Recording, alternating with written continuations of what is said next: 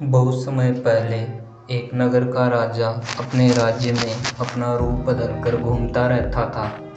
वो अपना रूप इसलिए बदलता था ताकि वो लोगों से मिलकर अपने बारे में और लोगों की समस्याओं के बारे में जान सके। एक रात अचानक जोर से बारिश होने लगी। जब वह नगर घूमकर आया, उसने तुरंत गरीब के घर का दरवाज़ा खटखटाया।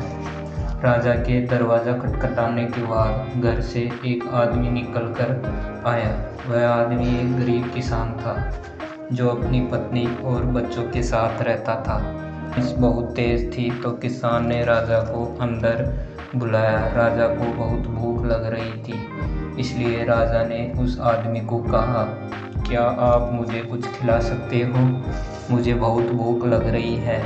गरीब किसान और उसका परिवार 2 दिनों से भूखा था और उसके घर में कुछ भी खाने को नहीं बचा था।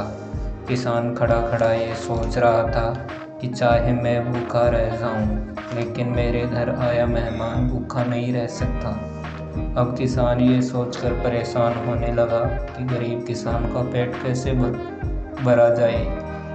तभी उसे अपने घर के सामने वाली दुकान से अन्न चुराने की तरकीब सूझी। उसने सिर्फ राजा के लिए ही 2 मुट्ठी अनाज लिया और उसे पकाकर राजा को खिला दिया। तब तक बारिश रुक गई थी और राजा अपने घर चला गया। दूसरे दिन दुकान का मालिक अनाज की चोरी होने की शिकायत को लेकर राजा के पास पहुंचा। राजा ने उस गरीब दयालु किसान और दुकान के मालिक को सभा में प्रस्तुत होने का आदेश दिया। जब सभा शुरू हुई तो गरीब किसान ने राजा के सामने जाकर चोरी का इल्ज़ाम स्वीकार कर लिया और रात को घटित हुई घटना राजा को बताई।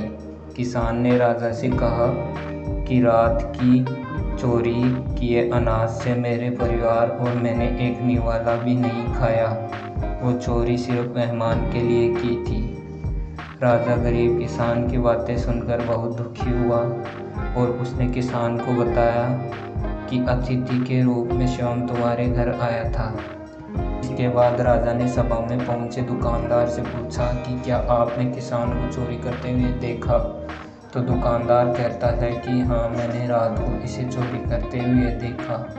दुकानदार की बातें सुनने के बाद राजा कहता है कि इस चोरी के लिए पहले तो मैं जिम्मेदार हूँ, फिर दूसरा तुम, क्योंकि तुमने अपने पड़ोसी को अनाज की चोरी करते हुए देखा मगर कभी उसके भूखे परिवार को नहीं देखा। तुम अपने पड़ोसी होने का धर्म बिल्कुल निभा नहीं पाए। इतना कहने के बाद राजा ने दुकानदार को जाने के लिए कह दिया और किसान की अतिथि निष्ठा भाव को देखकर राजा ने किसान को आदर सम्मान करते हुए बहुत सारे सोने के सिक्के दिए।